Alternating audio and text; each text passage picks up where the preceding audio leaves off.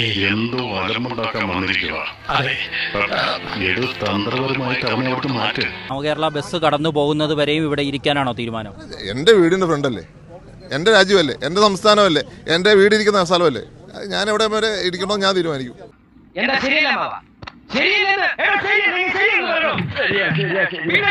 കറുപ്പ് തന്നെ ധരിക്കാൻ തീരുമാനിച്ചു. എനിക്ക് ഇഷ്ടമുള്ള ഒരു കളറായിട്ട് എനിക്ക് തോന്നി. അതുമായിട്ട് എനിക്ക് കിട്ടുന്നു വെച്ചതാണല്ലോ. എന്റെ സ്വഭാവം അങ്ങനെ, ഞാൻ വെക്കുമ്പോ എല്ലാവർക്കും തോന്നു കൊള്ളും. അത് പലരും മനസ്സിലാക്കിയാൽ കൊള്ളാം.